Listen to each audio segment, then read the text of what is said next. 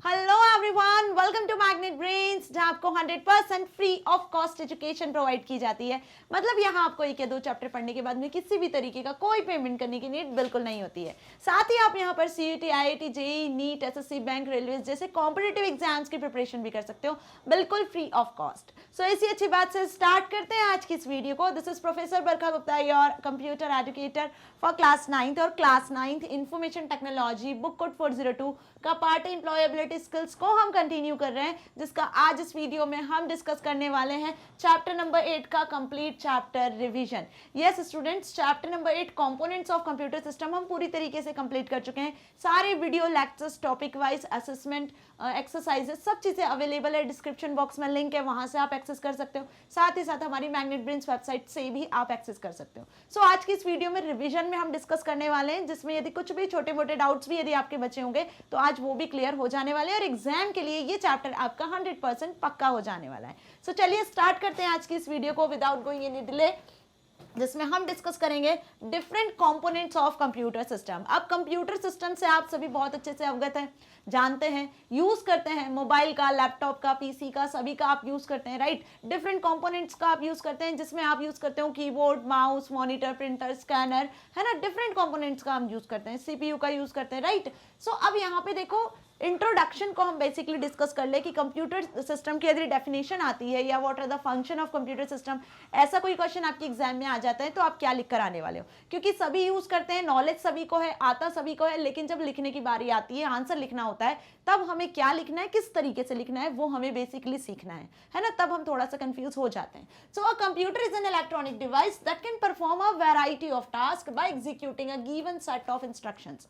अब सभी को पता है कि कंप्यूटर एक ऐसी मशीन है जिसमें आप कुछ डेटा और इंस्ट्रक्शंस को इनपुट करते हो। इनपुट करने के बाद वो डेटा और इंस्ट्रक्शन क्या होता है, प्रोसेस होता है। तो प्रोसेसिंग के लिए एक अलग डिवाइस होता है, इनपुट करने के लिए एक अलग डिवाइस होता है, प्रोसेस होने के बाद आपको एक आउटपुट मिलता है, एक रिजल्ट मिलता है, जिसके लिए डिफरेंट डिवाइस होता है जहां से आपको आउटपुट मिलता है ना। सो यहाँ पे डेटा और इंस्ट्रक्शंस के थ्रू हम वैरायटी ऑफ टास्क को परफॉर्म कर सकते हैं। मतलब कि आप कंप्यूटर का यूज अलग अलग पर्पस के लिए कर सकते हो। आप गेम खेलने के लिए उसका यूज करते हो, सॉन्ग सुनना है तो आप कंप्यूटर के थ्रू, स्पीकर के थ्रू सुनते हो, राइट। इसी तरीके से यदि आपको कोई एप्लीकेशन डेवलप करना है तो डिफरेंट सॉफ्टवेयर्स का आप यूज करते हो, प्रोग्रामिंग लैंग्वेजेस का यूज करते हो, वेब डेवलपमेंट के लिए यूज किया जाता है, डेटाबेस क्रिएट के लिए यूज किया जाता है, बिजनेस में यूज किया जाता है, हर एक फील्ड में इसका यूज किया जाता है, राइट।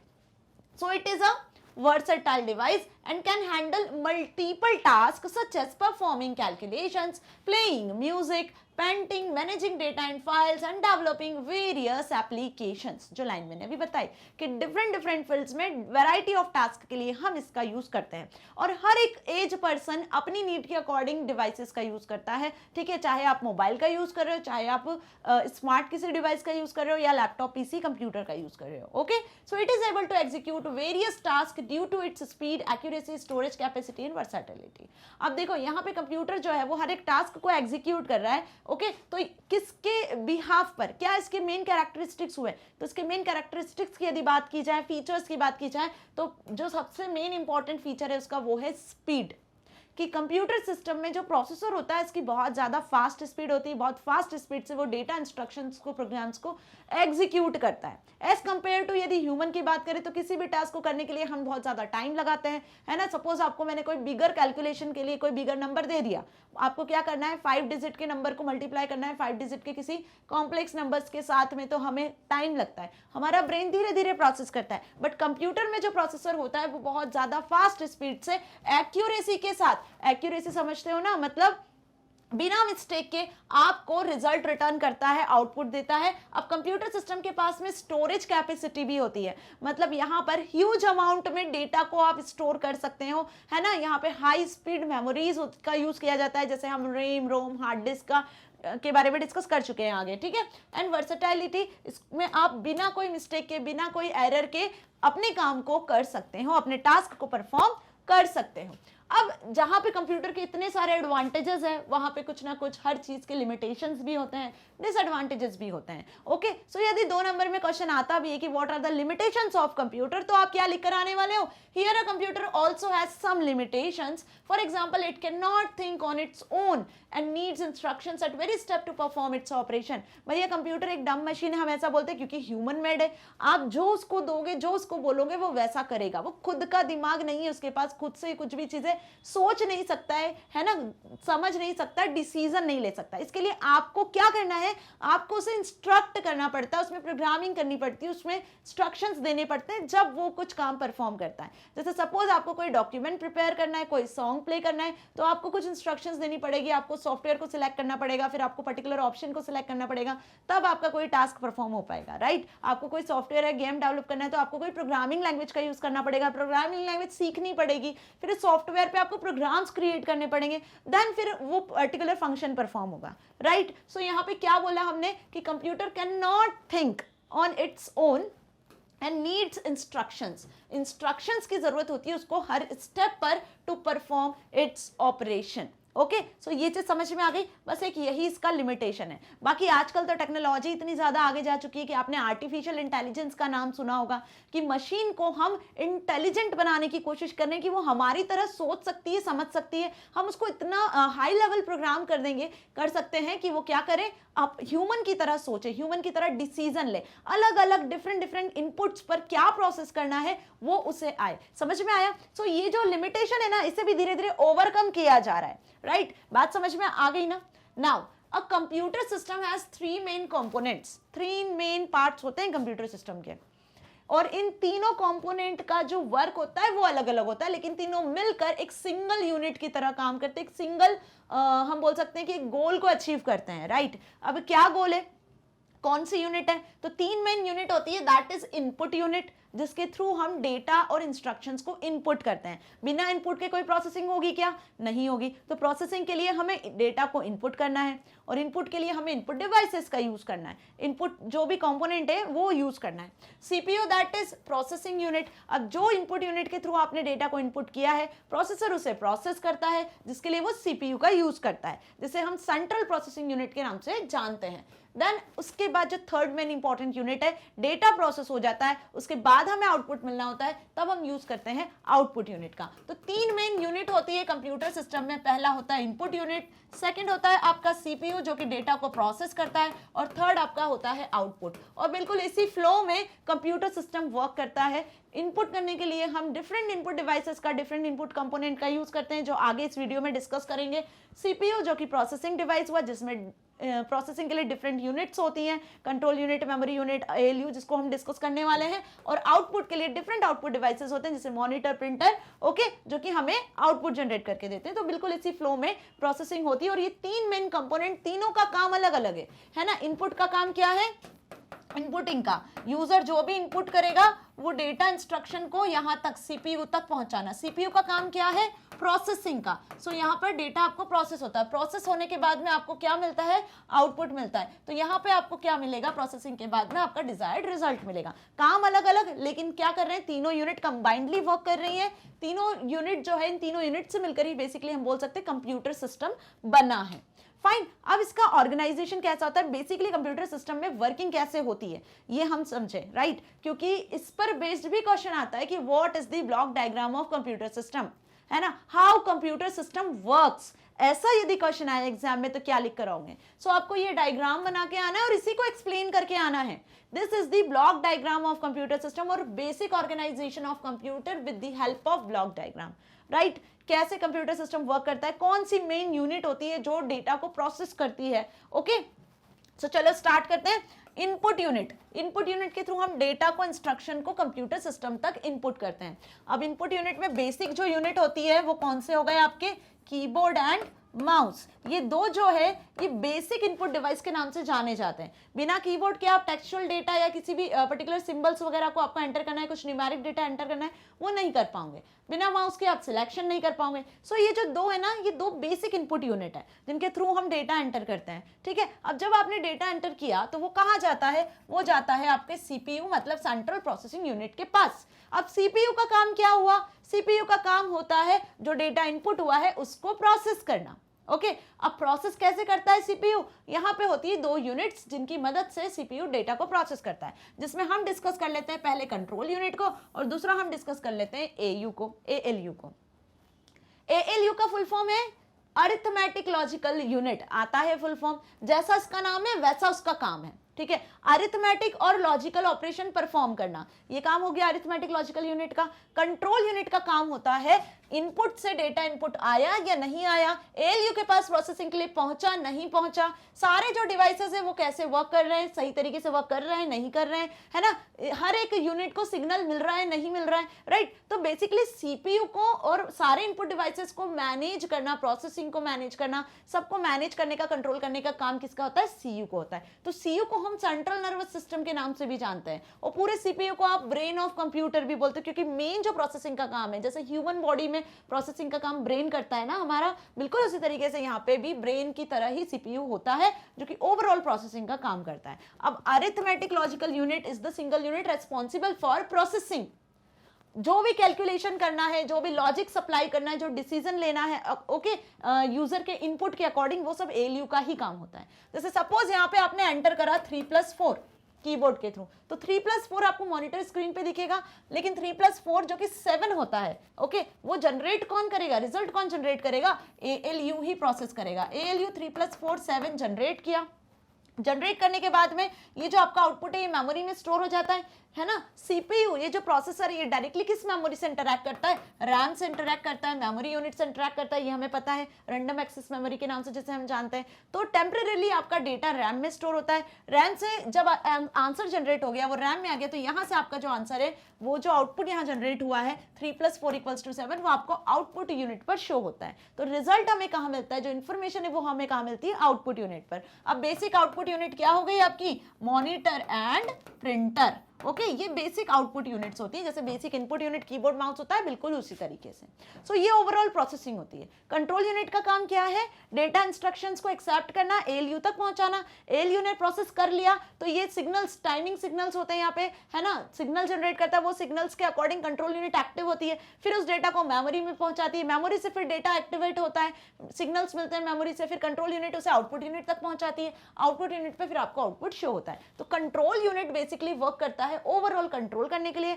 एएलयू का काम होता है प्रोसेसिंग का, मेमोरी का काम होता है डेटा को स्टोर करने का। इनपुट आउटपुट यूनिट आपके इनपुट और आउटपुट के लिए यूज किए जाते हैं। अब यहाँ पे जो नेक्स्ट है वो है सेकेंडरी स्टोरेज डिवाइस। इसका क्या काम है, सेकेंडरी स्टोरेज डिवाइस जो कि आपके डेटा को परमानेंटली स्टोर करता है, मतलब लॉन्ग रन के लिए यदि आपका डेटा आप चाहते हो सेव रहे, स्टोर रहे, तो यहाँ पे हम सेकेंडरी स्टोरेज डिवाइस का यूज करते हैं। सो सीपीयू जो है वो डायरेक्टली इंटरैक्ट करता है मेमोरी यूनिट से, इंटरनल मेमोरी, ये इंटरनल मेमोरी होती है, इससे डायरेक्टली इंटरैक्ट करता है। और यदि सीपीयू को कोई डेटा इस मेमोरी में नहीं मिलता है, ओके, नहीं मिलता है, तब हम बोल सकते हैं कि सीपीयू सेकेंडरी स्टोरेज से उसे एक्सेस करता है, ठीक है। सेकेंडरी स्टोरेज में क्या आता है, hard disk, floppy disk, USB drives जो होती है वो सब आपकी सेकेंडरी स्टोरेज में आती है। ओके, सो लॉन्ग रन के लिए जो डेटा होता है, जो फाइल्स होती हैं आपकी, वो सब कहाँ स्टोर होती है, हार्ड डिस्क में ही स्टोर होती है ना। सो हार्ड डिस्क से पहले डेटा रैम में लोड होता है और फिर रैम से डेटा प्रोसेसिंग के लिए एएलयू के पास जाता है, देन फिर आपका वो डेटा ओवरऑल प्रोसेस होता है और फिर उसके अकॉर्डिंग आपको रिजल्ट मिलता है। सो होप आपको ये पूरी वर्किंग अच्छे से समझ में आई। और डेटा का फ्लो बिल्कुल इसी तरीके से होता है जैसे मैंने अभी समझाया। किसके फॉर्मेट में डेटा का फ्लो होता है, बिल्कुल इंस्ट्रक्शंस के फॉर्म में, क्योंकि कंप्यूटर डेटा और इंस्ट्रक्शन को ही एग्जीक्यूट करता है। ओके, सो ये चीज अच्छे से समझ में आ गई, डायग्राम अच्छे से क्लियर है, ब्लॉक डायग्राम आप एग्जाम में बनाकर भी आ सकते हो। Okay, now the computer system are, अब ये जो कंप्यूटर सिस्टम है बना किससे है, सो बेसिकली ये दो मेन कंपोनेंट से मिलकर बना हुआ है। कौन से दो मेन कंपोनेंट हुए, सो यहाँ पे हार्डवेयर और सॉफ्टवेयर का नाम सभी ने सुना है ना, कि कंप्यूटर हार्डवेयर और सॉफ्टवेयर से मिलकर बना है। सो हार्डवेयर की यदि हम बात करें तो हार्डवेयर क्या डिवाइसेस हो गए, जो भी हमने देखे ना, input unit, output unit, CPU, processing unit, ये जितनी भी यूनिट्स हैं, जो भी डिवाइसेस हैं, उन्हें हम कहते हैं हार्डवेयर्स। अब इनके अंदर जो चलते हैं प्रोग्राम्स, इंस्ट्रक्शंस जो चलती हैं, उन्हें हम क्या बोलते हैं, सॉफ्टवेयर्स। सो वो सेट ऑफ प्रोग्राम्स, वो सेट ऑफ इंस्ट्रक्शंस जिनका यूज कर रहे हो, जिसके फॉर्मेट में आप आउटपुट देखते हो, वही कहलाते हैं सॉफ्टवेयर्स। और डिवाइसेस जिन पर आप सॉफ्टवेयर को एग्जीक्यूट कर पा रहे हो वो कहलाते हैं hardware. So all the physical components और इलेक्ट्रॉनिक और mechanical components of computer that you can touch and feel comprise the hardware of computer, such as CPU, keyboard, mouse, monitor, printer, motherboard, RAM, etcetera. जितने भी devices आपको दिखते हैं जो कुछ space occupy करते हैं, ठीक है, वो सारे डिवाइसेस कंप्यूटर के क्या कहलाते हैं, हार्डवेयर कहलाते हैं, जिसमें अभी हमने सारे नाम देख लिए, कीबोर्ड, मॉनिटर, प्रिंटर, स्कैनर, है ना, रैम, जो प्रोसेसर वगैरह होते हैं, सब क्या हो गए, मदरबोर्ड वगैरह, ये सब हार्डवेयर कहलाते हैं। जैसे हमारी बॉडी में हम बात करें, डिफरेंट ऑर्गन्स होते हैं, राइट। यदि हमारी बॉडी में सोल नहीं होगी, आत्मा नहीं होगी, तो आपकी बॉडी एक तरीके से कैसी होगी, डेड बॉडी की तरह हो जाएगी, है ना। बिल्कुल उसी तरीके से यदि कंप्यूटर हार्डवेयर में सॉफ्टवेयर नहीं होंगे तो वो वर्क नहीं करेगा। कंप्यूटर सिस्टम बना है, कंप्राइजेज है दो पार्ट से, है ना, हार्डवेयर एंड सॉफ्टवेयर, दोनों का होना बहुत जरूरी है। So it is a collection of programs and procedures that instruct a computer about how to perform the different type of task, कि डिफरेंट टाइप के जो टास्क परफॉर्म करने, कोई एप्लीकेशन डेवलप करना है, कोई डॉक्यूमेंट प्रिपेयर करना है, जो भी आपको काम करना है, कोई पेंटिंग बनाना है, ठीक है, कोई फाइल मैनेज करना है आपको, तो वो सब टास्क कैसे होते हैं, सॉफ्टवेयर की मदद से ही होते हैं। जैसे आपने डिफरेंट सॉफ्टवेयर्स के बारे में भी सुना होगा, वर्ड, एक्सेल, पावर पॉइंट, है ना। सो ये जो सॉफ्टवेयर्स हैं, इन्हीं की मदद से आप अपने काम को कर पा रहे हो, अपने टास्क को परफॉर्म कर पा रहे हो ना। सो टास्क को परफॉर्म करना है, कैसे परफॉर्म करना है, किन प्रोग्राम्स का यूज करना है, किन एप्लीकेशंस का यूज करना है, वो सब सॉफ्टवेयर में आता है। ओके, सो ये बेसिक डायग्राम था जो अभी हमने देखा कि बेसिकली जो कंप्यूटर सिस्टम है वो इन्हीं यूनिट से मिलकर बना है, input unit, output unit, storage unit और प्रोसेसिंग यूनिट। ओके, क्लियर हुआ। नाउ आगे डिस्कस करते हैं। A software enhances the capability of the hardware. देखो सॉफ्टवेयर क्या करते हैं, हार्डवेयर की कैपेबिलिटी को इनहांस करते हैं, कि हार्डवेयर को यूज कैसे करना है वही सॉफ्टवेयर हमें बताते हैं, and direct the computer to perform operations like input, processing and output. ठीक है, किस हार्डवेयर की मदद से आपको डेटा को इनपुट करना है ना, कैसे प्रोसेस होगा, कैसे आउटपुट होगा, कौन सा डिवाइस इसके लिए यूज होगा, राइट।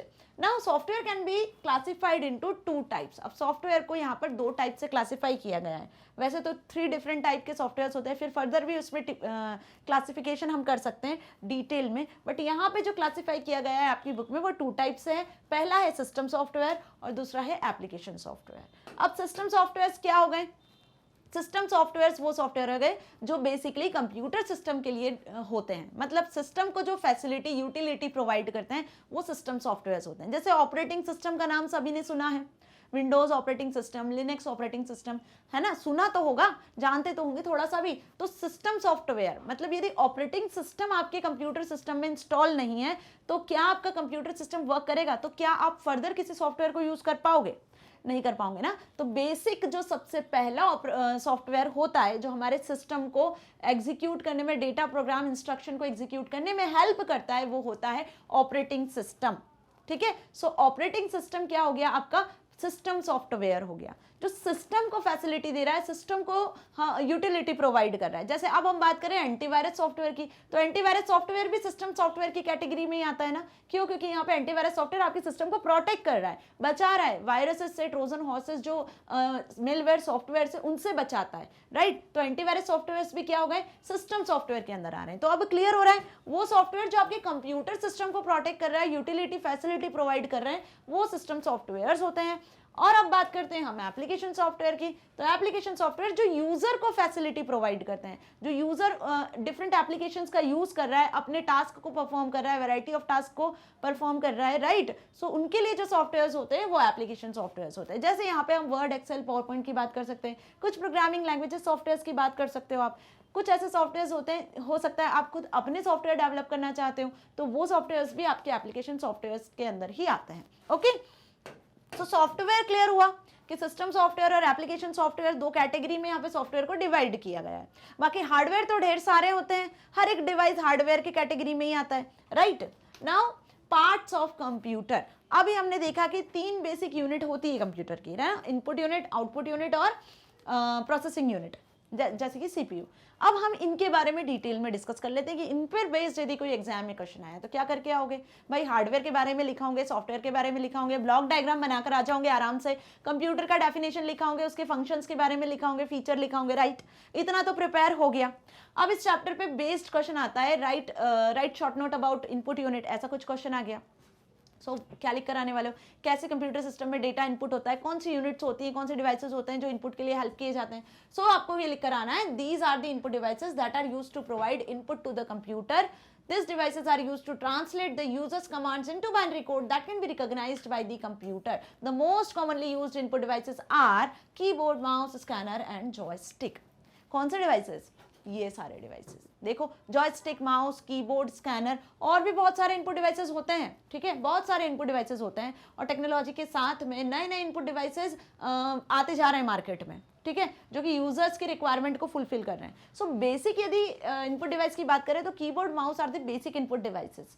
ओके, अब ये कैसे वर्क करते हैं, इनका काम क्या होता है, जो अभी हमने देखा, ठीक है. और नेक्स्ट जो चैप्टर है उसमें हम डिफरेंट इनपुट डिवाइसेस को बहुत डिटेल में भी डिस्कस करने वाले हैं. तो यहाँ पे एक जस्ट आपको एक हम बोल सकते हैं ओवरव्यू के फॉर्मेट में पढ़ना है कि इनपुट यूनिट कैसे वर्क करती है. सो इनपुट यूनिट कौन से डिवाइसेस हुए जिनके थ्रू आप इनपुट देते हो कंप्यूटर सिस्टम को. ओके, अब यहाँ पे क्या होता है, ये जो डिवाइसेस है, यूजर जो भी कमांड्स दे रहा है, जो भी डेटा इंस्ट्रक्शंस कंप्यूटर सिस्टम को दे रहा है इनपुट यूनिट के थ्रू, वो बाइनरी कोड में कन्वर्ट होता है. किस में कन्वर्ट होता है, बाइनरी कोड में. और कंप्यूटर किस लैंग्वेज को समझता है, आप जो भी लिखते हो, आप हाय हेलो जो भी लिखते हो कंप्यूटर सिस्टम में, कोई डॉक्यूमेंट बना रहे हो, कोई एप्लीकेशन लिख रहे हो, है ना, या आप कोई इमेज इंसर्ट कर रहे हो, आप जो भी इनपुट दोगे किसी भी फॉर्मेट में ना, वो सब बाइनरी कोड में ही इनपुट होगा, क्योंकि कंप्यूटर समझता है बाइनरी लैंग्वेज को, जो होती है 0 एंड 1 के फॉर्म में. ओके, बिट्स के फॉर्म में.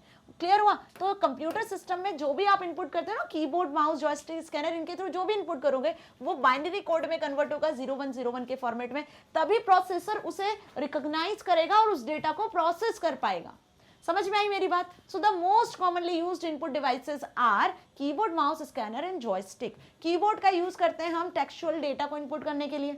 डिफरेंट टाइप की कीज यहाँ अवेलेबल होती है. न्यूमेरिक डेटा भी आप इनपुट कर सकते हो. समझेंगे नेक्स्ट चैप्टर में कीबोर्ड को बहुत डिटेल में. ओके, माउस यूज होता है आपका किसके लिए, डिफरेंट सिलेक्शन यदि आपको इनपुट करना है, कोई प्रॉपर्टी यदि आपको सेट करना है, तो यहाँ पे left click, right click button होते हैं. स्क्रीन को अप एंड डाउन करना है, स्क्रॉल करना है, तो हम माउस का यूज करते हैं. ओके, ऐसे जॉयस्टिक होता है, तो जॉयस्टिक का यूज आपने प्ले स्टेशन में देखा होगा. जो रिमोट कंट्रोल्स होते हैं ना, रिमोट्स होते हैं जिनके थ्रू आप इंस्ट्रक्शंस देते हो. कर्सर जो ऑब्जेक्ट स्क्रीन पर मूव कर रहा होता है, उस ऑब्जेक्ट को किधर मूव करना है, कैसे इंस्ट्रक्शंस देना है, जंप करना है, लेफ्ट राइट मूव करना है, उसके लिए जॉयस्टिक यूज होता है. ऐसे स्कैनर इमेज को इंसर्ट करने के लिए, एज इट इज पेपर पे जो प्रिंटेड है, लेटर्स है, इमेज है, उसको आपको कंप्यूटर सिस्टम तक इनपुट करना है, तो हम स्कैनर का यूज करते हैं. डिफरेंट टाइप के स्कैनर भी अवेलेबल होते हैं. सो इन सभी के इनपुट डिवाइसेस के बारे में नेक्स्ट चैप्टर में भरपूर डिटेल में डिस्कस करेंगे. एक एक चीज के बारे में डीप में समझेंगे. फिलहाल आपको इनपुट डिवाइसेस समझ में आया. कंप्यूटर सिस्टम में हम डिफरेंट टाइप का डेटा इनपुट कर सकते हैं, ऑडियो, वीडियो, टेक्सचुअल, कैसा भी डेटा आप इनपुट कर सकते हो, बट वो डेटा प्रोसेस होता है बाइनरी फॉर्मेट में ही, ये ध्यान रखना है हमको. Okay, now output unit. अब आउटपुट यूनिट का क्या काम है, this devices are used to display the output. ये जो डिवाइसेस हैं ये आउटपुट डिस्प्ले करने के लिए यूज किए जाते हैं. After processing comprise the output unit of a computer. मतलब प्रोसेसिंग के बाद में आउटपुट यदि डिस्प्ले करते हैं जो डिवाइस, तो वो आउटपुट डिवाइसेस होते हैं. Some commonly used output devices are monitor, printer, headphone, plotter, speakers etcetera. The output can be in the form of soft copy displayed on monitor or hard copy printed on paper or sound file through a speaker. So basically जो output device की बात करते हैं हम, तो output भी हमें अलग अलग फॉर्मेट में मिलता है. यदि आप सॉफ्ट कॉपी आउटपुट चाहते हो तो मॉनिटर पे जो दिखता है आपको वो सॉफ्ट कॉपी आउटपुट होता है. और यदि आप उसी चीज को एक पेपर पे चाहते हो कि हमें पेपर पे वही चीजें मिले, तो हम प्रिंटर का यूज कर लेते हैं, तो प्रिंटर आपको हार्ड कॉपी में आउटपुट देता है. और यदि कोई सॉन्ग आपने प्ले किया है, अब यदि आपको उसकी आवाज सुननी है, सॉन्ग सुनना है, वॉइस सुनना है, तो आप क्या करोगे, इसके लिए स्पीकर का यूज करोगे. सो स्पीकर क्या हो गए, आपके आउटपुट डिवाइस हो गए, जिसके थ्रू आप जो भी इंस्ट्रक्शन दे रहे हो, माउस से जिस भी सॉफ्टवेयर, जिस भी सॉन्ग को क्लिक कर रहे हो, माउस से जिस भी सॉन्ग को क्लिक किया, जिस एप्लीकेशन सॉफ्टवेयर का यूज किया, तो वो साउंड, वो सॉन्ग आपको तभी सुनाई देगा जब आपके पास में एक डिवाइस, स्पीकर नाम का डिवाइस अटैच होगा. तो स्पीकर से आपको साउंड आउटपुट मिल रहा है ना. इसी तरीके से मॉनिटर से आपको सॉफ्ट कॉपी में आउटपुट मिलता है और प्रिंटर से आपको हार्ड कॉपी में आउटपुट मिलता है. अब यहाँ पे जो हेडफोन है ये 2-in-1 काम करते हैं. इसमें लगा रहता है यहाँ पे माइक, जिसके थ्रू आप अपनी वॉइस को इनपुट करते हो, और यहाँ पे हेडफोन्स जो होते हैं जिनके थ्रू आप वॉइस को सुन सकते हो. तो इनपुट आउटपुट दोनों के लिए इसका यूज कर सकते हैं हम. ठीक है, बहुत से ऐसे डिवाइसेस हैं आजकल अवेलेबल जो इनपुट आउटपुट दोनों के लिए यूज किए जाते हैं. अब ये जो डिवाइसेस है, स्पीकर, प्रिंटर, मॉनिटर, इनके बारे में भी हम डिटेल में समझेंगे कि एक्चुअल ये कैसे अवेलेबल है, कितने टाइप के प्रिंटर होते हैं, कौन कौन से मॉनिटर होते हैं. नेक्स्ट चैप्टर में हम इन्हें डिटेल में समझेंगे. अभी इस चैप्टर में जस्ट आपको ये पता होना चाहिए कि क्या आउटपुट डिवाइस होते हैं, क्या इनकी वर्किंग होती है. Okay, next. Now CPU, that is central processing unit. Okay, इसका फुल फॉर्म याद रखना. Not control processing unit, it's central processing unit. Okay, so CPU का काम होता है प्रोसेसिंग का, ये सभी को अच्छे से पता है। अब यदि क्वेश्चन आता है एग्जाम में कुछ इस तरीके से, what is CPU, what are the function of CPU, okay, या फिर ऐसा क्वेश्चन आ सकता है what are the main units in CPU, तो क्या लिख कर आने वाले हो, यही लिख कर आना है जो अब हम डिस्कस करने वाले हैं एग्जाम में। ओके, और इस पर बेस्ड क्वेश्चन 100% आता है। Fine, so CPU is the main unit of a computer. Computer में प्रोसेसिंग के लिए जो मेन यूनिट होती है वो सीपीयू होता है। It controls all the internal and external devices of computer. जितने भी इंटरनल और एक्सटर्नल डिवाइसेस होते हैं उनको कंट्रोल कौन करता है, सीपीयू ही करता है। मेन जो प्रोसेसिंग का काम होता है, अरिथमेटिक एंड लॉजिकल ऑपरेशन का काम, वो सीपीयू का ही होता है। Okay, due to its small size a CPU is referred to as microprocessor. अब देखो कहाँ होता है भैया इसका स्मॉल साइज, आप जिस सीपीयू को जानते हो तो एक डिवाइस होता है, कैबिनेट जैसा होता है जिसको हम सीपीयू बोलते हैं, बट ऐसा नहीं होता है। उस कैबिनेट में आप देखना पीछे साइड में एक मदरबोर्ड होता है, उस मदरबोर्ड में एक छोटा सा डिवाइस होता है, एक चिप होती है, इंटीग्रेटेड सर्किट होता है जिसे हम माइक्रो प्रोसेसर के नाम से जानते हैं। और बेसिकली ये जो मल्टीपल टास्क होता है, जो प्रोसेसिंग का वर्क होता है ना, मल्टीपल जो वर्क होता है वो यही प्रोसेसर, माइक्रो प्रोसेसर ही परफॉर्म करता है। आप जो कंप्यूटर सिस्टम पे वर्क करते हो ना, लाइक आप कोई डॉक्यूमेंट प्रिपेयर कर रहे हो, सॉन्ग सुन रहे हो, कुछ प्रिंटर के थ्रू प्रिंटिंग भी हो रही है, तो मल्टीपल जो आप वर्क कर रहे हो, इन मल्टीपल वर्क को कौन मैनेज कर रहा है, इन मल्टीपल वर्क को कौन प्रोसेस कर रहा है, यही छोटा सा डिवाइस माइक्रो प्रोसेसर मैनेज करता है, जिसमें जो बना होता है basically thousands of millions of transistors से। ओके, इससे हम एक इंटीग्रेटेड चिप के नाम से भी जानते हैं। So a microprocessor is a type of integrated circuit built on a tiny piece of silicon, जो किससे मिलकर बना होता है, tiny piece of silicon, silicon material से बना होता है, इस तरीके से आपको दिखता है। Okay, this chip contains millions of transistors, millions of transistors से मिलकर बनता है।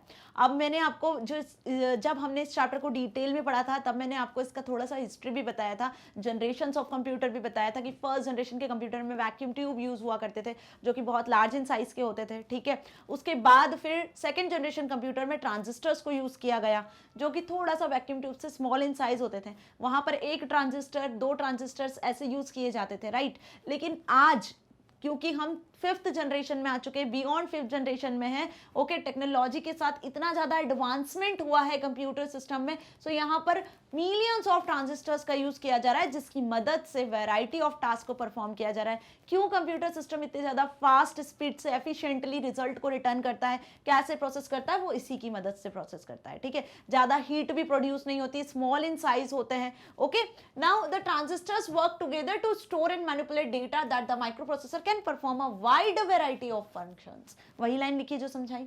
The speed of CPU is determined by the number of instructions it executes per second.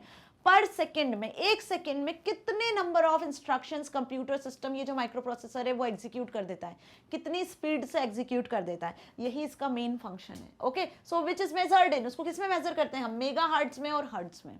Frequency को मेजर करते हो ना आप हर्ट्ज में, बिल्कुल उसी तरीके से यहाँ पर कंप्यूटर में सीपीयू की जो प्रोसेसर की जो स्पीड होती है उसको हम मेगा हर्ट्ज में मेजर करते हैं कि पर सेकेंड में कितने सेट ऑफ इंस्ट्रक्शंस को सीपीयू एग्जीक्यूट करता है, सो उसको हर्ट्ज में मेजर किया जाता है। Okay, nowadays due to technological advancement of CPU, speed is measured in gigahertz. अब देखो टेक्नोलॉजी एडवांसमेंट की वजह से आजकल सीपीयू की जो स्पीड है वो किस में मेजर की जाती है, गीगाहर्ट्ज में। ओके, समझाया था मैंने, bit, byte, kilobyte, megabyte, gigabyte, इसी तरीके से इंक्रीमेंट होता जा रहा है ना मेमोरीज के मेजरमेंट में जो यूनिट्स होती हैं उसमें, राइट। सो गीगाहर्ट्ज में हम सीपीयू की स्पीड को मेजर कर सकते हैं क्योंकि सीपीयू प्रोसेस करता है डेटा किसमें, बिट्स एंड बाइट्स में ही। ओके, सो गीगाहर्ट्ज आप सभी को अब अच्छे से क्लियर है ना। ओके, डिस्कस करेंगे आगे इसके बारे में भी। अब तीन मेन कंपोनेंट्स हो गए सीपीयू के, so what are the components of CPU and what are the working of the different component of CPU, अब इसी के बारे में डिस्कस करेंगे हम। यदि क्वेश्चन इस तरीके से आता है तो क्या लिख कर आओगे। So there are three main components in CPU. First is ALU, what is the full form, arithmetic and logical unit, अब तो आपको याद हो गया होगा ना। Okay, CU control unit, MU memory unit. So arithmetic, logical unit, control unit, memory unit, ये तीन मेन यूनिट होती है सीपीयू में और तीनों मेन यूनिट का मेन इंपॉर्टेंट रोल होता है। यदि एक भी यूनिट यहाँ पर मिस हो जाती है तो आपका कंप्यूटर सिस्टम वर्क नहीं करता है। सो बेसिकली प्रोसेसिंग का काम, किसका काम, प्रोसेसिंग का काम, जो अभी हमने बताया कि सीपीयू में पर सेकंड में इतने इंस्ट्रक्शंस एग्जीक्यूट होते हैं, सीपीयू की स्पीड को मेगाहर्ट्ज, गीगाहर्ट्ज में मेजर करते हैं, वो सब काम कौन कर रहा है, वो सब काम अरिथमेटिक लॉजिकल यूनिट का होता है। अब ये सब काम को मैनेज करना, ओके, इनपुट डिवाइसेस से सिग्नल को पहुंचाना ALU तक ताकि ALU प्रोसेस कर पाए, मेमोरी में जाकर रैम में प्रोसेस करना, रैम में स्टोर करना डेटा को, ये सब काम, मेंटेनेंस का काम जो हो गया वो कौन कर रहा है, वो करता है CU, that is control unit. Okay, अब मेमोरी यूनिट का काम क्या होता है भाई, प्रोसेसर को डेटा चाहिए होता है प्रोसेस करने के लिए, तो डेटा कहां से मिलता है उसको डेटा मिलता है कहां से, मेमोरी यूनिट से। तो मेमोरी यूनिट में डेटा आपका स्टोर होता है ना, जो भी फाइल आप क्रिएट करते हो तो वो स्टोर होती है, सेव होती है। तो कंप्यूटर सिस्टम का एक बड़ा हम बोल सकते हैं कि फीचर है मेमोरी यूनिट, राइट, एक बड़ा कंपोनेंट है मेमोरी यूनिट, जहां पे आप ह्यूज अमाउंट में डेटा को स्टोर कर सकते हो, राइट। तो मेमोरी यूनिट क्या हो गया आपका, स्टोरेज डिवाइस हो गया जहां पे डेटा स्टोर हो रहा है। ओके, सो सीपीयू में 3 यूनिट्स होती है, arithmetic logical unit, control unit, memory unit. Okay, अब सीपीयू जब डेटा को प्रोसेस करता है तो प्रोसेसिंग के लिए जो यूनिट हुई वो अरिथमेटिक लॉजिकल यूनिट, जिसमें अरिथमेटिक एंड लॉजिकल ऑपरेशंस को परफॉर्म किया जाता है। It is a component of CPU which performs arithmetic and logical operations on the operands. अब जिन वैल्यूज को प्लस करवाना है, मल्टीप्लाई करवाना है, ओके, जिन वैल्यूज के बीच में आपको greater than less than find out करवाना है, वो वैल्यूज क्या हो गई, ऑपरेंड्स हो गई। उन ऑपरेंड्स पर कैलकुलेशन होता है, उन ऑपरेंड्स पर प्रोसेसिंग होती है। कैसी प्रोसेसिंग, अरिथमेटिक एंड लॉजिकल, तो उसके लिए यूज करते हैं हम इस यूनिट को। So these operations, arithmetic operations are addition, subtraction, multiplication and division, and logical operation use relational operator, greater than, less than, greater than, equal to, less than, equal to, and not equal to, and so on. Okay, so logical operations का, arithmetic operations का इनका use क्यों करते हैं, ताकि आप एक decision ले सको। जो भी कंडीशन आपने दी हुई है, जो भी डेटा इंस्ट्रक्शन आपने दी हुई है, उसके बिहाफ पे कंप्यूटर सिस्टम कोई डिसीजन ले सके, कोई आउटपुट जनरेट कर सके। सो आउटपुट जनरेट करना है किसी कंडीशन के बेसिस पर, कुछ कैलकुलेशंस करवाना है, तो वो प्रोसेसिंग का काम बेसिकली इसी यूनिट का होता है। ओके, नेक्स्ट डिस्कस करते हैं कंट्रोल यूनिट। कंट्रोल यूनिट का क्या काम होता है, जो मैंने बताया सबसे बिगर वर्क इसी का ही होता है कि सारे डिवाइसेस जो हैं, जितने भी इंटरनल एक्सटर्नल डिवाइसेस हैं, उनका वर्क चेक करना है ना, वो सभी सही तरीके से काम कर रहे हैं कि नहीं, वही बेसिकली कंट्रोल यूनिट का काम होता है। जैसे कि हम बात करें किसी कंपनी में कोई मैनेजर होता है, तो मैनेजर का काम होता है ना पूरी ओवरऑल सारे डिपार्टमेंट को चेक करना, कौन सा एम्प्लॉय कब आ रहा है, क्या काम कर रहा है, कैसे काम कर रहा है। Sales department, purchase department, accounts department, सारे डिपार्टमेंट को मैनेज करने का काम सब किसका काम होता है, मैनेजर का ना। बिल्कुल उसी तरीके से कंप्यूटर सिस्टम में प्रोसेसिंग को चेक करना, इनपुट आउटपुट डिवाइस को चेक करना, स्टोरेज यूनिट को चेक करना, सिग्नल्स शेयर सेंड करना हर एक डिवाइस से दूसरे डिवाइस तक। ओके, ये सब काम होता है कंट्रोल यूनिट का। तो एक मैनेजर की तरह काम करता है बिल्कुल control unit. Okay, so this unit controls the operation of every other component of computer system. It also controls the transfer of data and instructions among various unit of computer. Computer के अलग अलग units तक data को transfer करने का काम basically control unit का होता है। In order to execute the instructions, the components of computer receive signals from the control unit. Okay, it extracts the instructions from memory, decodes them and sends the necessary signals to ALU and perform the required operation. देखो, memory से ALU तक information पहुंचाना, transfer करना, ALU को signal देना कि execution complete होने के बाद में डेटा आउटपुट यूनिट तक पहुंचाना है। ये सब काम, ये सारे इंस्ट्रक्शंस का काम, एग्जीक्यूशंस का काम है ना, इनको सिग्नल्स प्रोवाइड करने का काम, ये सब सीयू का होता है।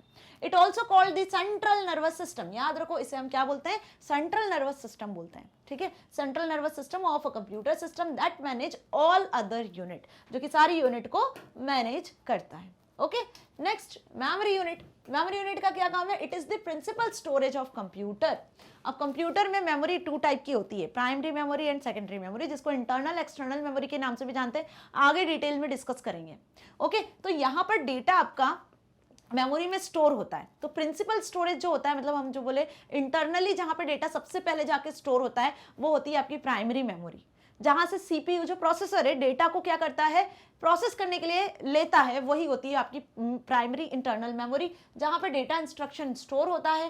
That can also be stored permanently in this unit so that are available whenever required. The memory unit is linked with other parts of the computer and sends them the data when needed. और ये memory unit computer के other part के साथ में linked होती है, ताकि memory से प्रोसेसर प्रोसेसिंग के लिए भी ले डेटा को, और मेमोरी से आउटपुट डिवाइस आउटपुट भी शेयर कर दे। ओके, सो ये चीज समझ में आ गई अच्छे से कि मेमोरी यूनिट डेटा को स्टोर करने के लिए यूज होती है, और सीपीयू का ये एक मेन कंपोनेंट है जहां पे जाकर डेटा आपका स्टोर होता है, प्रोसेसिंग के लिए वहीं से डेटा को एक्सेप्ट किया जाता है।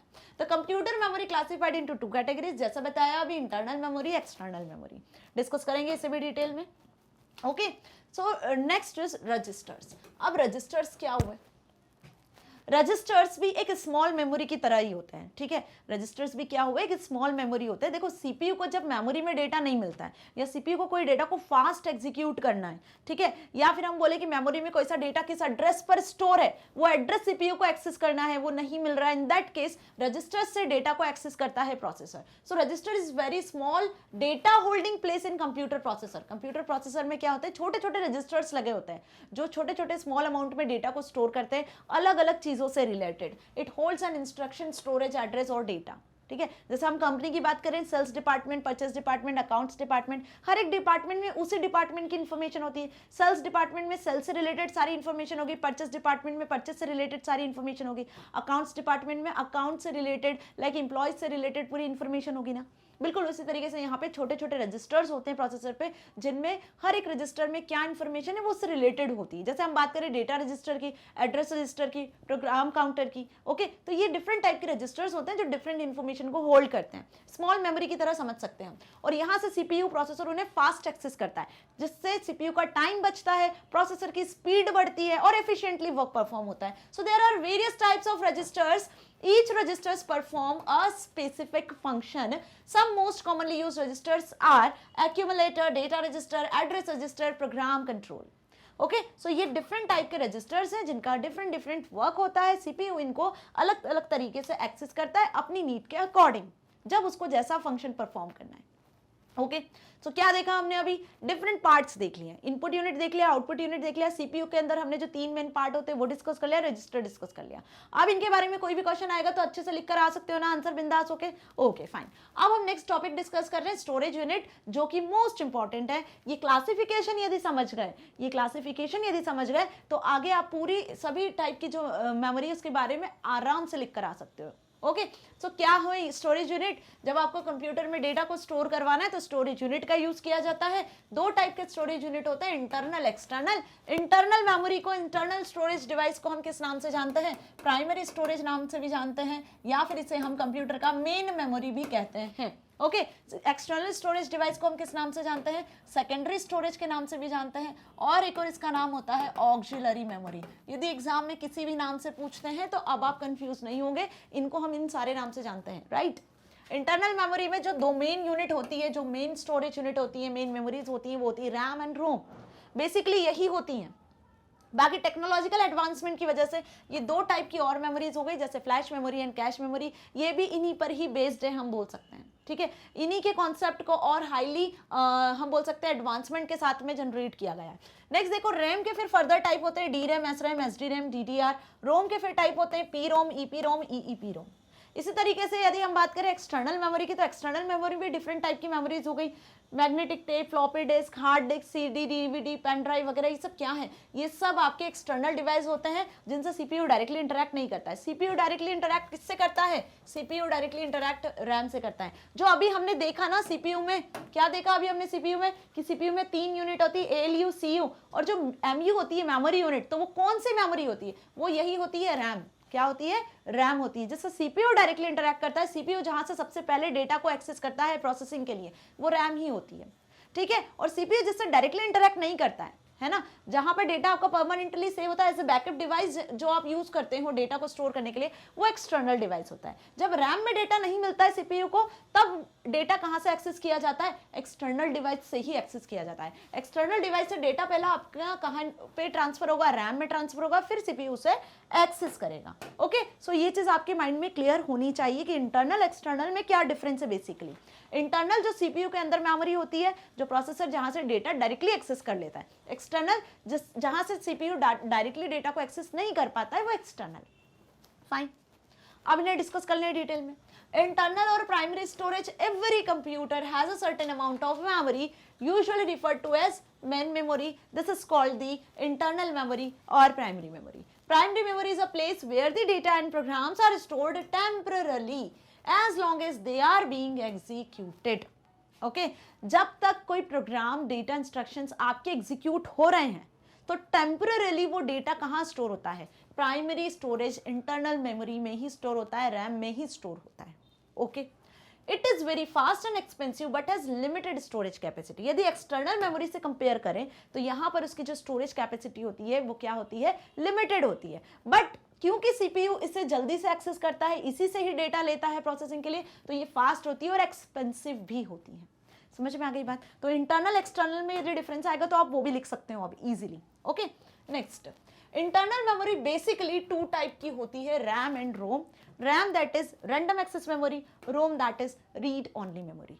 अब इनके बारे में डिटेल में डिस्कस करते हैं। इन पर बेस्ड 110% क्वेश्चन एग्जाम में आते ही हैं, मान के चलो। ओके, रैम का क्या फुल फॉर्म हुआ? Random access memory is a type of computer internal memory that can be accessed randomly. CPU randomly जिसको एक्सेस कर रहा है, जहां से डेटा को ले रहा है ना, जब भी कोई टास्क परफॉर्म करना है तो सीपीयू प्रोसेसर जो है रैंडमली जिस मेमोरी को एक्सेस कर रहा है वो रैम होती है। इसे हम रीड राइट मेमोरी के नाम से भी जानते हैं। रीड राइट मेमोरी मतलब whatever information we enter into the computer goes into RAM and remains there as long as we write the working on an application. मतलब यहाँ पर जो भी इंफॉर्मेशन आप कंप्यूटर सिस्टम में दे रहे हो, जो भी डेटा आप इनपुट कर रहे हो, वो इनपुट सबसे पहले कहाँ जाता है?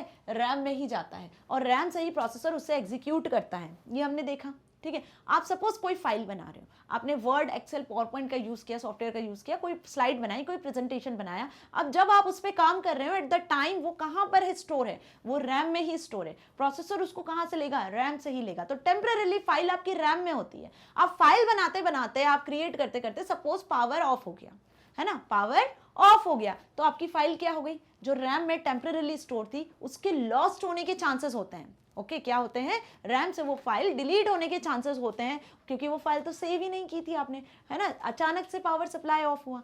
तो यहाँ पर इस मेमोरी को हम कहते हैं वॉलेटाइल मेमोरी भी। मतलब यदि गलती से पावर कट हो जाता है, पावर सप्लाई ऑफ हो जाता है, और आप किसी फाइल पर काम कर रहे हो जो कि रैम में टेम्परेरीली स्टोर हो रही है ना, एट दैट टाइम वो फाइल के लॉस्ट होने के चांसेस होते हैं। जब फाइल के लॉस्ट होने के, डेटा के लॉस्ट होने के चांसेस होते हैं, तो उस टाइप की मेमोरी को हम कहते हैं volatile memory, as the data instructions are stored temporarily during the processing, only lost forever when the computer is switched off.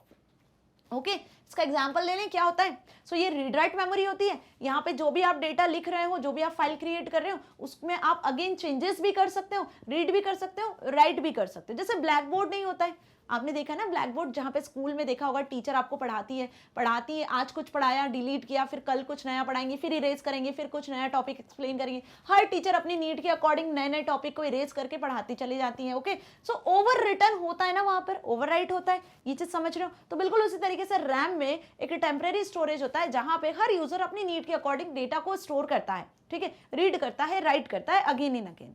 Clear? और इसी का एक और बेस्ट एग्जांपल यदि हम ले तो कैलकुलेटर। कैलकुलेटर सभी ने देखा है, इधर आप मोबाइल फोन में कैलकुलेटर यूज करते हो या अलग से कैलकुलेटर डिवाइस का यूज करते हो। तो कैलकुलेटर में भी क्या होता है? ऐसा तो है नहीं ना कि आपने एक कैलकुलेशन किया किसी नंबर्स का तो वो फिक्स्ड है, वो इरेज नहीं होगा, फिर नया कैलकुलेशन नहीं कर पाओगे। होता है जनरली, आप नए नए कैलकुलेशंस करते हो, पुराने कैलकुलेशंस डिलीट होते चले जाते हैं, है ना। सो जिस तरीके से कैलकुलेटर ब्लैक बोर्ड होता है, बिल्कुल उसी तरीके से रैम होता है। ओके, सो रैम में जो आप नॉर्मली यूजर जो अपने एप्लीकेशन फाइल्स क्रिएट करते हैं, डेटा क्रिएट करते हैं, डेटा इंस्ट्रक्शंस के अकॉर्डिंग, वो कहाँ होती है? रैम में स्टोर होती है। सीपीयू उनको प्रोसेस करता है, टेम्परेरीली रैम में स्टोर होते हैं। तो रैम क्या हो गई? 3 लाइन अच्छे से ध्यान रख लेना। वॉलेटाइल मेमोरी है, रीड राइट मेमोरी है, टेम्परेरीली डेटा को स्टोर करती है, रैंडम एक्सेस मेमोरी है, सीपीयू रैंडमली डेटा यहाँ से एक्सेस करता है प्रोसेसिंग के लिए। एग्जाम्पल ब्लैक बोर्ड, और आप इसका कैलकुलेटर का लिख सकते हो, या फिर आप जो फाइल्स क्रिएट करते हो अलग अलग सॉफ्टवेयर पे, वो फाइल्स आपकी हो सकती है रैम में स्टोर। ओके, सो ये अच्छे से क्लियर हुआ कैसा दिखता है रैम? इस तरीके से। यदि कंप्यूटर सिस्टम ओपन करके देखा होगा आपने, तो मदरबोर्ड में ये मेमोरी लगी होती है रैम, ठीक है। जब आपका सिस्टम कभी स्टार्ट नहीं हो रहा होता है ना, तो आपको बहुत सी बार किसी ने इंस्ट्रक्ट भी किया होगा कि भाई रैम को साफ करके लगा दो, मॉइस्चर आ गया होगा, डस्ट आ गई होगी, इस वजह से आपका कंप्यूटर सिस्टम स्टार्ट नहीं हो पा रहा है, बूटिंग प्रोसेस नहीं आ पा रही, राइट। तो यही रैम होती है बेसिकली। देखना कभी मदरबोर्ड देखो तो आपको दिखेगी ये। नाउ रैम के बाद अब हम डिस्कस करते हैं इसके टाइप्स को, जो कि इंपॉर्टेंट पार्ट। कितने टाइप की रैम होती है? बेसिकली 2 टाइप की ही रैम होती है, S RAM and D RAM. But technological advancement के साथ न्यू जनरेशन के अकॉर्डिंग नई नई टाइप्स भी यहाँ पर मेंशन किए हुए हैं जो लेटेस्ट हैं, है ना। तो एस रैम और डी रैम समझे, फिर उसके बिहाफ पे आपको जो अदर टाइप्स है वो भी समझ में आ जाएंगे। सो डी रैम क्या हुआ? Dynamic random access memory. Okay, क्या हुआ? Dynamic random access memory. It stores data temporarily as the data is lost when the power supply suspended. It needs to be refreshed periodically in order to retain data। देखो, dynamic random access memory, इसको जरूरत होती है बार बार refreshment की।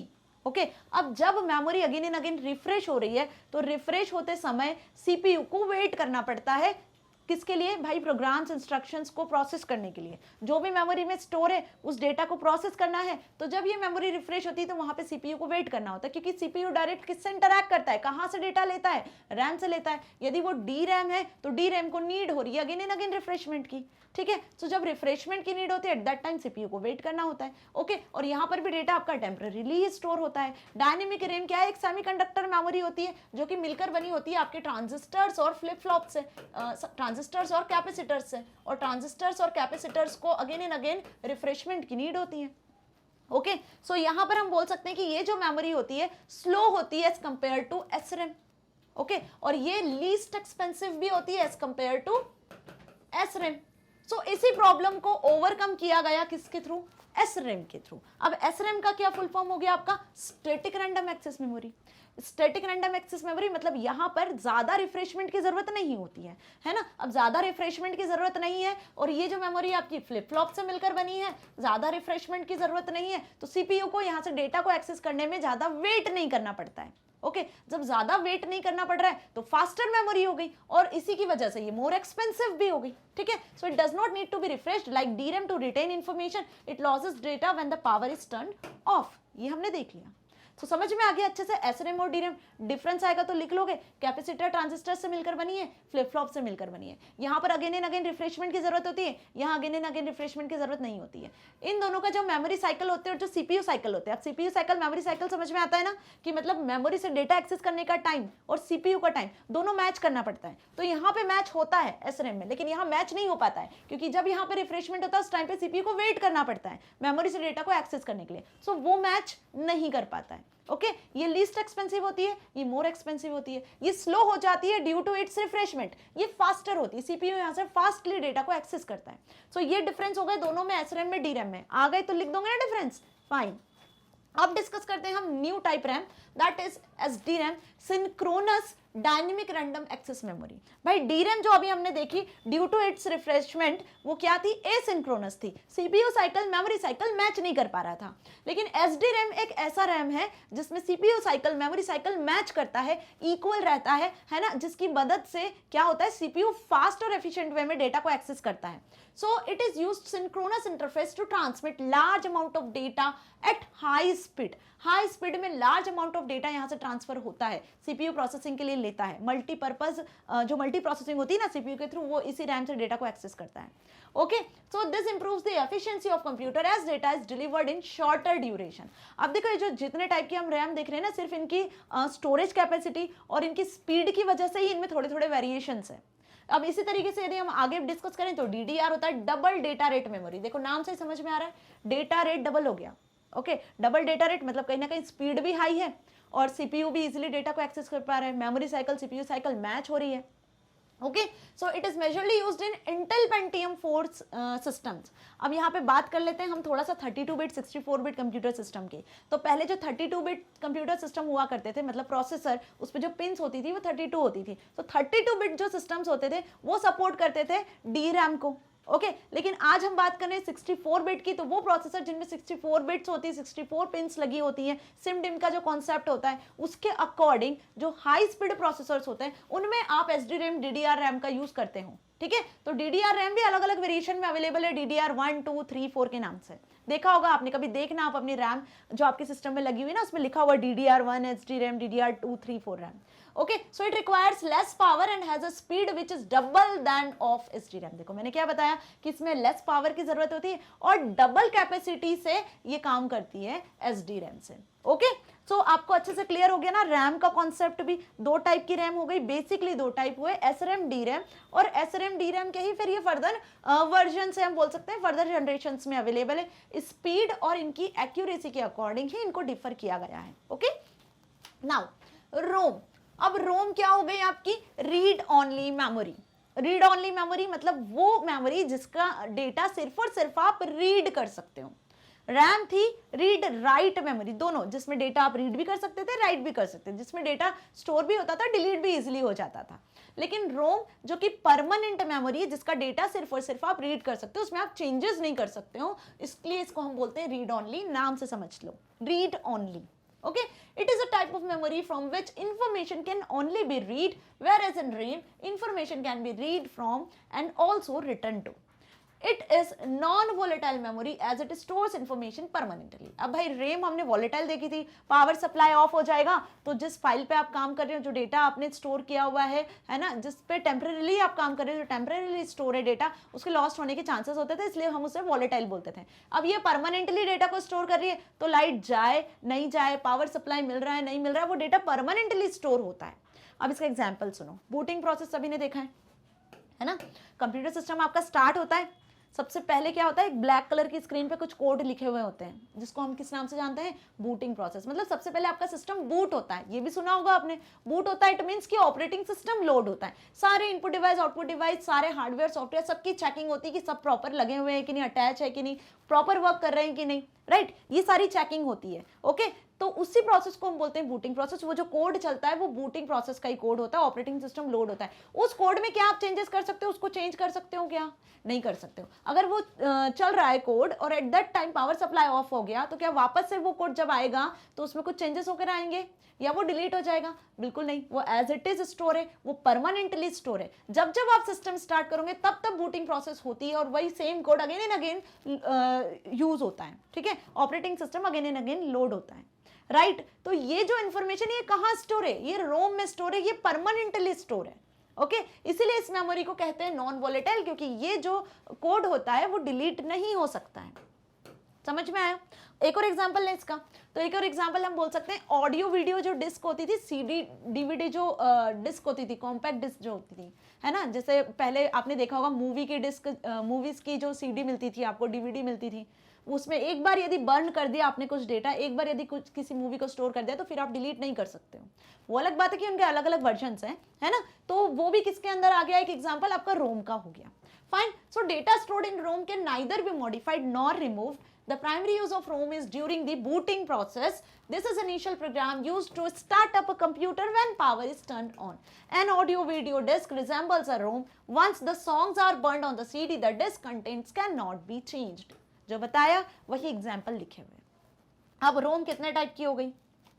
So यहाँ पर different type of ROM available है. There are several ROM variants that can be changed under circumstances. Following are the different types of ROM. That is PROM, EPROM, EEPROM, है ना. ये 3 टाइप की रोम होती है. अब हम टाइप ऑफ रोम पढ़ेंगे. अभी तक हमने देखा कि रैम और रोम में क्या डिफरेंस था. ठीक है, रैम टेम्पररी, रोम परमानेंट.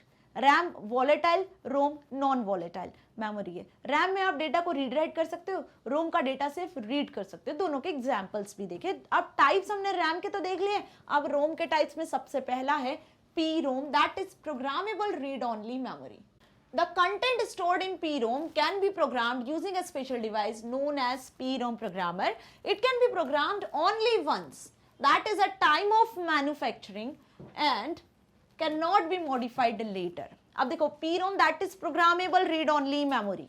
जिस मेमोरी में एक बार आपने डेटा इंस्ट्रक्शन को लिख दिया, डेटा इंस्ट्रक्शंस को, प्रोग्राम्स को स्टोर कर दिया, फिर आप उसको डिलीट नहीं कर सकते हो. सो जिस टाइम पे हम सिस्टम असेंबल करवाते हैं आपका, जिस टाइम पे सिस्टम मैन्युफैक्चर हो रहा होता है, उस टाइम पे इस मेमोरी में यदि आप एक बार प्रोग्रामिंग कर देते हो, एक बार प्रोग्राम को स्टोर कर देते हो, तो वहां से फिर आप डिलीट नहीं कर सकते हो, जिसके लिए एक्सपर्ट प्रोग्रामर्स की नीड होती है. ओके, सो यहाँ पर एक बार यदि प्रोग्राम स्टोर हो गया तो उसके बाद आप उसमें मॉडिफिकेशन, चेंजेस नहीं कर सकते हो. सो ये जो PROM होती है वो आपको फास्टर स्पीड प्रोवाइड करती है, बट लेस एक्सपेंसिव अप्रोच को फॉलो किया जाता है स्टोरिंग के लिए.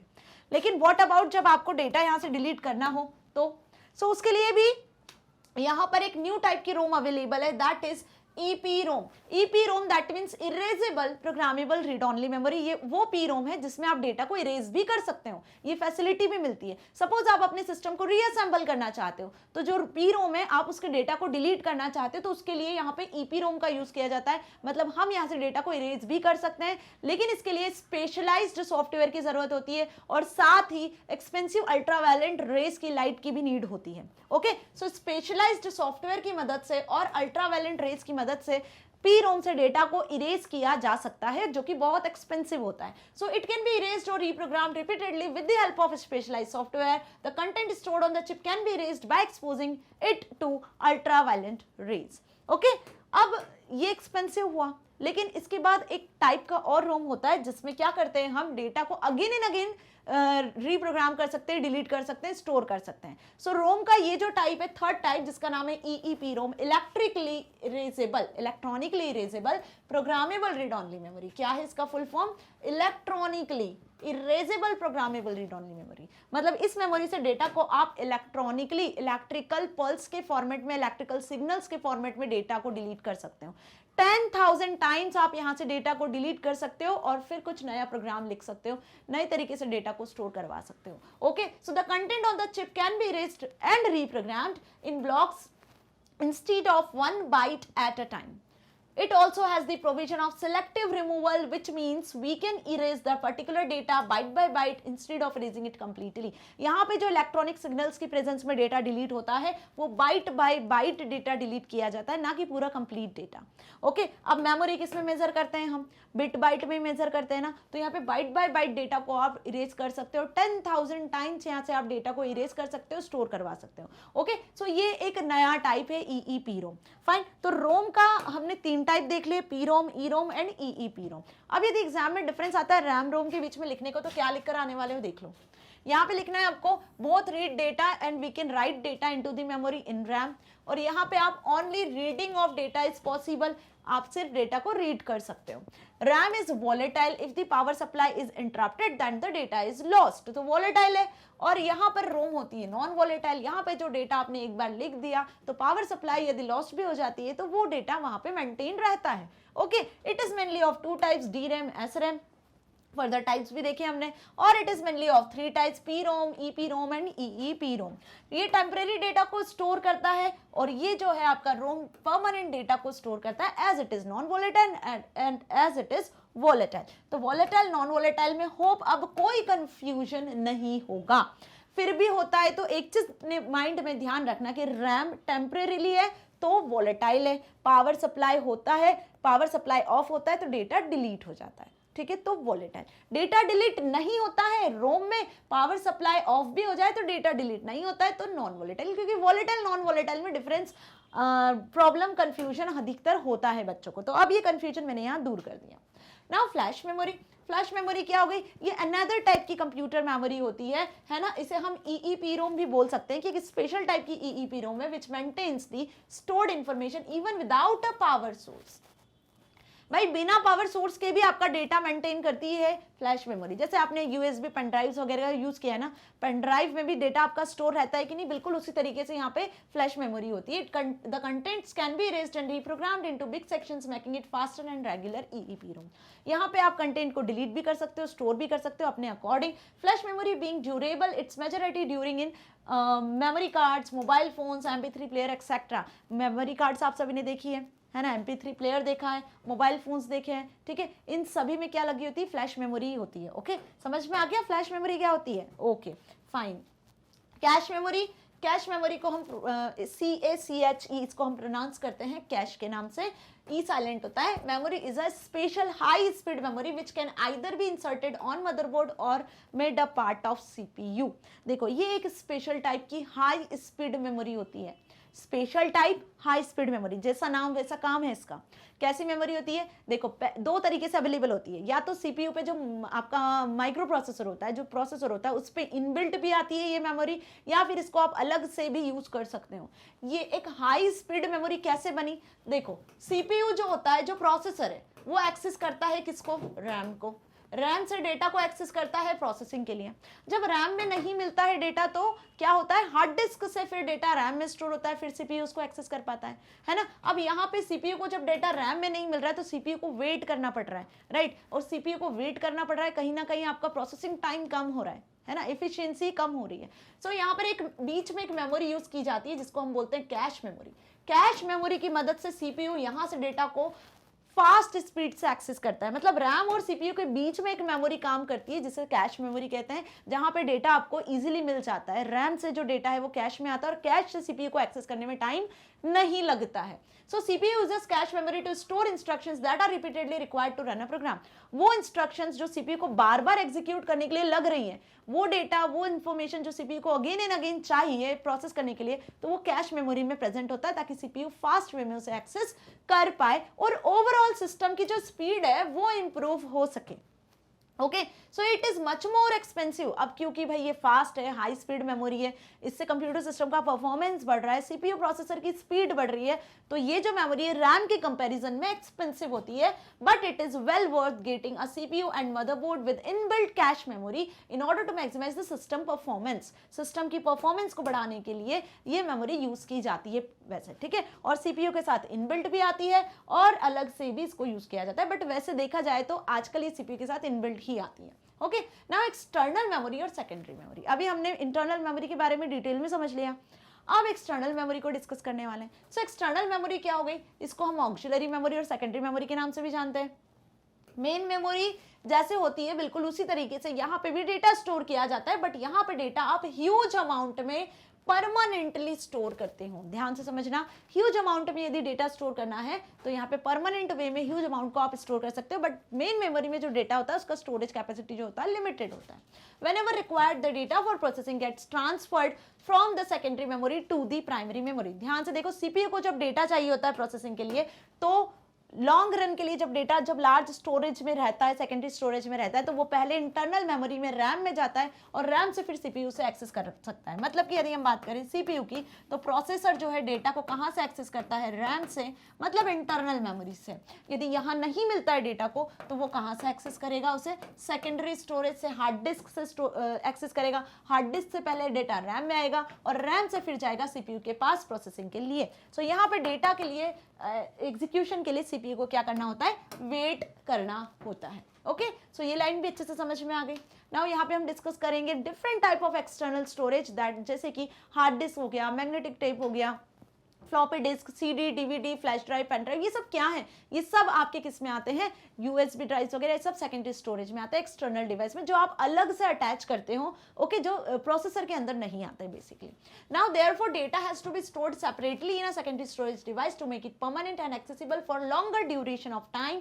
The speed of retrieval of data from external memory is much slower than of the internal memory. अब देखो, लॉन्गर ड्यूरेशन ऑफ टाइम मतलब आज कोई फाइल यदि आपने ओपन किया है, उस पर वर्क किया है, 10 दिन बाद, 50 दिन बाद, 100 दिन बाद भी यदि आप उस फाइल को ओपन करोगे तो वो आपके सामने खुलेगी, बकायदा आप उस पर काम कर पाओगे, क्योंकि वो परमानेंटली स्टोर होगी। कहां पर, सेकेंडरी स्टोरेज में। सेकेंडरी स्टोरेज मतलब हार्ड डिस्क में स्टोर होगी, ठीक है। अब क्योंकि सीपीयू को उस फाइल को एक्सेस करना है तो पहले हार्ड डिस्क से वो रैम में आएगी और फिर रैम से प्रोसेसर के पास जाएगी, है ना। तो यहां पर क्या हो रहा है, कहीं ना कहीं जो सेकेंडरी स्टोरेज डिवाइस होते हैं वो क्या होते हैं, स्लोअर होते हैं as compare to internal storage devices. Some commonly used external devices are hard disk, CD, DVD, pen drive etcetera. Okay, अब सीडी डीवीडीज तो बंद ही हो गई, अप्रॉक्स यूज नहीं होती, क्योंकि पेन ड्राइव्स, मेमोरी कार्ड्स वगैरह जो लेटेस्ट स्टोरेज डिवाइसेस हैं, एक्सटर्नल डिवाइसेस, उनका हम यूज कर रहे हैं। आजकल तो गूगल ड्राइव पे भी आपको स्टोरेज कैपेसिटी मिल जाती है, आप ऑनलाइन रहकर अपना डेटा स्टोर कर सकते हो, राइट। तो वो भी क्या हुआ, एक तरीके से ऑनलाइन स्टोरेज आपको मिल रही है। सो आपको ये चीज अच्छे से समझ में आ गया ना कि सेकेंडरी स्टोरेज क्या होता है। नेक्स्ट चैप्टर में इन सभी स्टोरेज डिवाइसेस को हम और डिटेल में समझेंगे, जो चैप्टर नंबर 9 है उसमें। ओके, नाउ डिस्कस करते हैं अब इनके यूनिट्स के बारे में कि मेमोरी को मेजर कैसे किया जाता है बेसिकली। जैसे कि हम डिस्टेंस को किलोमीटर में मेजर करते हैं, मीटर में मेजर करते हैं, कुछ लिक्विड क्वांटिटी को हम मेजर करते हैं किसमें, लीटर्स में, मिलीलीटर्स में, है ना। करंट को एम्पियर में मेजर किया जाता है। बिल्कुल उसी तरीके से कंप्यूटर में जो डेटा होता है, जो इंस्ट्रक्शंस होती है, जो मेमोरी में स्टोर होती है, तो मेमोरी को भी मेजर किया जाता है एक यूनिट में, जिसे हम कहते हैं बिट। क्या कहते हैं, जिसे हम बिट्स कहते हैं। अब ये जो बिट्स होती हैं बेसिकली वो होती है 2 टाइप्स की, दैट इज 0 and 1। तो मेमोरी में जो भी डेटा स्टोर होता है बस वो इन्हीं के साथ कॉम्बिनेशंस में स्टोर होता है, 0101 के कॉम्बिनेशन में ही स्टोर होता है। क्यों, क्योंकि कंप्यूटर सिस्टम प्रोसेस करता है डेटा को इसी फॉर्मेट में। कंप्यूटर सिस्टम जिस लैंग्वेज को समझता है ना, वो यही बिट वाली लैंग्वेज ही होती है, 0101 वाली लैंग्वेज ही होती है, जिसे हम कहते हैं बाइनरी लैंग्वेज। जिसे हम क्या कहते हैं, बाइनरी लैंग्वेज, या फिर हम इसे मशीन लैंग्वेज के नाम से भी जानते हैं। किस नाम से जानते हैं, मशीन लैंग्वेज के नाम से भी जानते हैं। Okay, so a computer store and process data और information in the form of binary number, है ना। अब बाइनरी नंबर क्या हुआ है, the smallest unit of memory is bit, that is binary digit that can hold a single state either 0 or 1। अब 0 और 1 ही क्यों भाई, 2 3 4 5 6 7 8 9 क्यों नहीं, और भी तो डिजिट्स थी, बट 0 1 क्यों लिया। सो यहाँ पे देखो, कंप्यूटर सिस्टम जो डेटा को स्टोर कर रहा है, प्रोसेस कर रहा है, वो कहीं ना कहीं किस बेसिस पे वर्क करता है, इलेक्ट्रिकल सिग्नल की बेसिस पे वर्क करता है ना। इलेक्ट्रिकल सिग्नल्स जब उससे मिलते हैं तभी कंप्यूटर सिस्टम आपका वर्क करता है।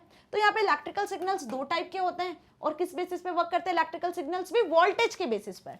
तो जब लो वोल्टेज की हम बात करते हैं तो उसके लिए जो बिट असाइन किया गया है सबसे लोएस्ट दैट इज 0, और जब हम हाई वोल्टेज की बात करते हैं तो हाई वोल्टेज के लिए जो बिट असाइन किया गया है 0 से बड़ा दैट इज 1। ओके, सो 0 और 1 ही क्यों लिया गया, अभी समझ में आ गया ना कि इलेक्ट्रॉनिक सिग्नल्स को हम वोल्टेज में मेजर करते हैं और जो वोल्टेज होता है वो दो तरीके का होता है, आइदर लो और आइदर हाई। तो लो वोल्टेज के लिए सबसे छोटा जो डिजिट है वो 0 हुआ और 0 से बड़ा जो डिजिट है वो 1 हुआ। तो 0 और 1 को ही बिट कहा गया और इन्हीं के फॉर्मेट में डेटा कंप्यूटर सिस्टम में प्रोसेस किया जाता है और मेमोरी में स्टोर किया जाता है, और इन्हीं के कॉम्बिनेशन से बनते हैं फिर other combinations based on bit and bytes.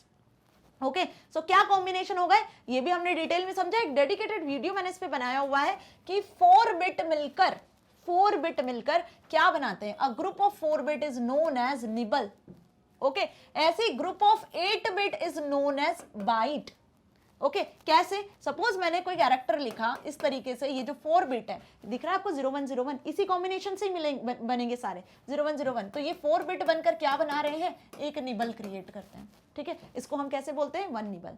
Clear, जैसे मैंने क्या बताया अभी कि 1 किलोमीटर में 1000 मीटर होते हैं ना, 1 किलोमीटर में 1000 मीटर होते हैं, बिल्कुल उसी तरीके से 4 बिट मिलकर एक निबल बनाते हैं। यही कॉम्बिनेशंस आगे फॉलो होते चले जाते हैं।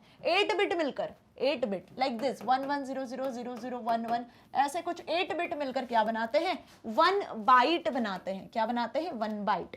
बहुत ध्यान रखना, बिट की यदि बात करें तो 2 बिट होती है 0 और 1, ठीक है, और बाइट की यदि बात करें तो बाइट में होती है कितनी, 8 बिट। कितनी बिट होती है, 8 बिट होती हैं, जो कि 0101 के कॉम्बिनेशन से होती है। ओके, ये चीज आपको ध्यान रखना है, बिट बाइट में कंफ्यूज नहीं होना है। ओके, अब जब 1024 बाइट्स, क्या बताया, 1024 बाइट्स मिलती हैं तो क्या बनता है, 1 KB बनता है। KB मतलब किलो बाइट। 1024 बाइट मिलकर किलो बाइट फॉर्म करता है। 1024 किलो बाइट मिलकर 1 MB that is 1 megabyte form होता है। 1024 MB मिलकर 1 गीगाबाइट फॉर्म होता है। 1024 GB मिलकर 1 टेराबाइट फॉर्म करते हैं और 1024 TB मिलकर 1 पेटाबाइट फॉर्म करते हैं। इसके आगे भी योटाबाइट, जेटाबाइट वगैरह भी होते हैं, ठीक है, बट आपके सिलेबस में क्योंकि पेटाबाइट है तो यहीं तक हमें समझना है। सो इसको यदि याद करना है तो कैसे याद करोगे, इसके लिए कोई ट्रिक तो होनी चाहिए ना, तो इसको हम इंक्रीजिंग ऑर्डर में याद कर लेते हैं। देखो, बिट 0 एंड 1 ऐसे आप याद कर सकते हो, ठीक है। इससे ग्रेटर क्या होता है, निबल होता है, जिसमें 4 बिट की हम बात करते हैं। ओके, इससे ग्रेटर क्या होता है, बाइट होता है, जिसमें हम बात करते हैं 8 बिट की।